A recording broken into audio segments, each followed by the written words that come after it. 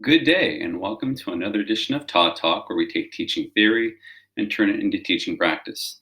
The theme for this month's Todd Talks are going to be academic extracurricular activities that are designed to challenge students both creatively and also cognitively.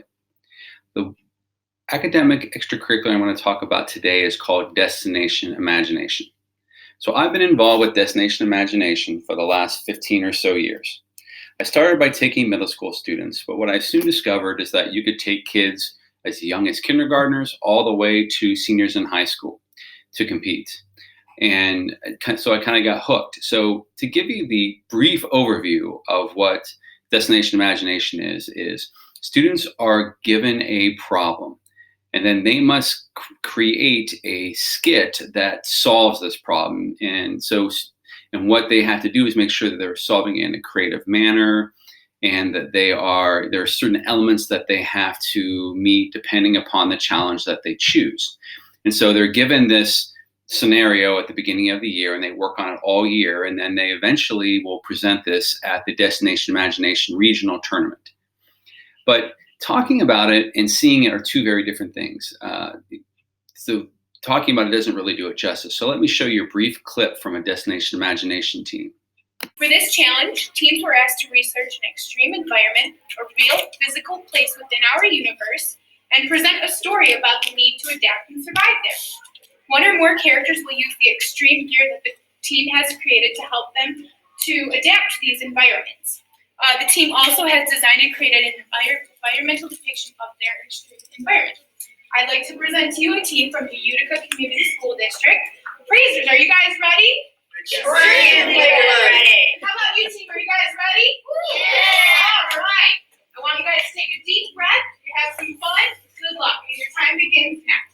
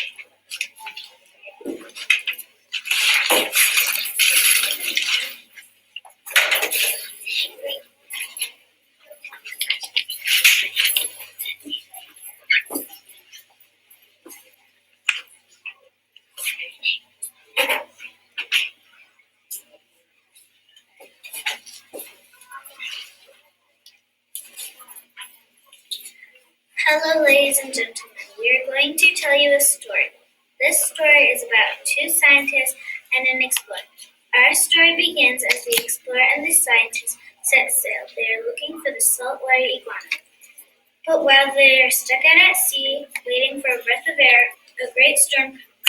After they crash on a desert island, and only a few parts of the bow and our characters survived.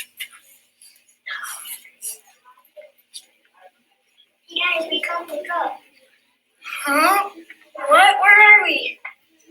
We're on a deserted island. Hey guys, what's that over there? That there is a saltwater iguana.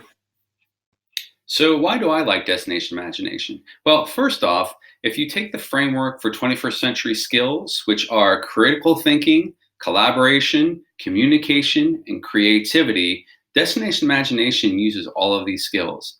So for critical thinking, students have to come up with a way to solve their problem and come up with a solution that is unique. When it comes to collaboration, they have to work together. Usually they're teams of 4 to 7 students. and they have to work together with one another. Each plays a certain role, each plays a certain part, and they have to learn to work with one another successfully. Communication. So you have to, I always tell my groups, like, you know what your skit's about, but your job is to communicate to the audience and to the judges what your skit's about, because it's not going to be as obvious to them. And so the communication comes in several forms. It can come in props, which you saw there. It can come in costumes. It can come in the dialogue. It can come in what the narrator is saying. So, but you have to communicate what it is that you're doing in your skit so it's clear to people. When it comes to creativity, that is definitely used quite a bit in Destination Imagination, which is probably what the most important aspect for me is that students have to be creative in order to solve these problems. So they have to dig deep cognitively, and they have to be able to take their creative side, and maybe they're creating a prop that's creative, or a costume, or another way to look at something.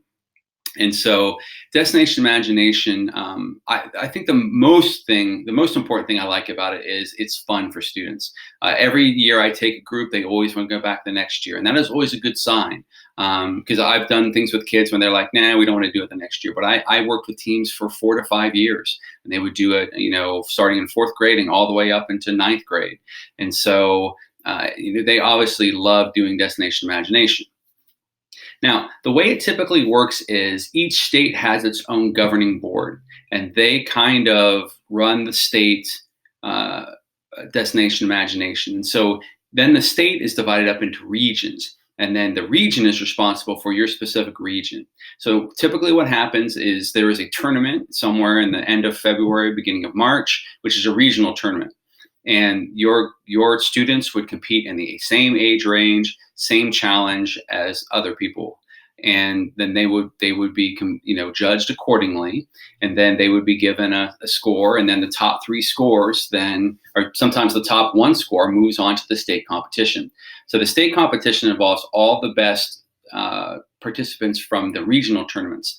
The state tournament's kind of the same way. So you are competing against people in the same age range, same challenge, and the top, however many get to go on to globals, which is students from all over the world. In Destination Imagination, at the very beginning of the school year, students will then select a challenge that they would like to compete in. So as you can see, there are typically 8 challenges. The first one is technical challenge. On the technical challenge here, this prompts students to complete a task using engineering research. And so they might have to create something that moves or that carries something, but it's some form of engineering, and they would spend all year creating this device that would be used. Scientific is using scientific theory or scientific knowledge or scientific law, and using that to solve something. So whether it be like having to find an invisible ink, so you have to create a compound for that. And that would be an example of a scientific solution. The third one is engineering. And in engineering, they ask teams to not only have a skit, but then they have to have these weights. They have to build a device that holds weights. And it has to, and however many weights it can hold is how you get scored better. So this one involves, you having to be able to create a structure that is able to handle that. The fine arts one is more the theater, and this is, more props, more costumes, and more stage-like. And so the really artistic and acting students would go for this one. Improv, which is one of my favorites, is you actually don't get much about your skit. You get certain elements, and then you have to research 10 people. And then when you get to the actual event, they'll choose 2 of them and you'll have to put them in your skit. Or you have to research 10 countries and you may only have to you choose 1 that has to be in your skit. And so the improv, as it says, is improvisation. Students don't know what this challenge is going to be when they show up, but they have studied and researched and practiced lots of things, and so they're able to put their improv skills into play. Service learning is a little bit different in that it's not so much a skit, but it's showing what the students have done in public service to address real life community issues. And so you would present in front of the judges and tell them give them a slideshow of what you did over the course of the year. The early learning or the rising stars they call it, is for the kids who are preschool through second grade. And this is a non-judged category. So in other words, everyone gets a medal. There's no places, just everyone gets compliments. And so that's the way that the rising stars is. The eighth challenge is actually everyone participates in this challenge. And this is called the instant challenge. So all the other challenges that I showed you, there's 7 challenges here, are what are called central challenges, and that is worth 2/3 of your score, total score. 1/3 of your total score is based on an instant challenge, and again, you won't know what this is until you show up. And so you may have to perform a skit, you may have to build something from certain materials, you may have to, reenact something, but basically, you're showing up and they're saying this is what you need to do, and you have to make it up on the spot. And however creative you are gets you better scores, or how well you work together, or how well you critically think about the problem. And so the instant challenge, you can practice instant challenges if you go. I'll leave a link here on how you can go, or where you can go online to find a bunch of instant challenges. But we just practice instant challenges throughout the year, both performance instant challenges and ones where you actually have to create something with your hands, which are the different types of. And sometimes there's a hybrid where it's both of those. So there, in a nutshell, is Destination Imagination. This is a program that I'm very passionate about because, like I said before, it allows kids to really use their creativity when it comes to the problem solving, when it comes to creating the different solutions to the skits. Oftentimes, there are all of the challenges have improv elements to it, where there are things you're not going to know, you're going to have to make up as you go along. So it really makes kids think quickly on their feet. Sometimes in schools, we focus a lot on the athletics when it comes to extracurriculars, but Destination Imagination is a great example of an extracurricular that you can start in your school system or just with your class, and this allows them to be creative.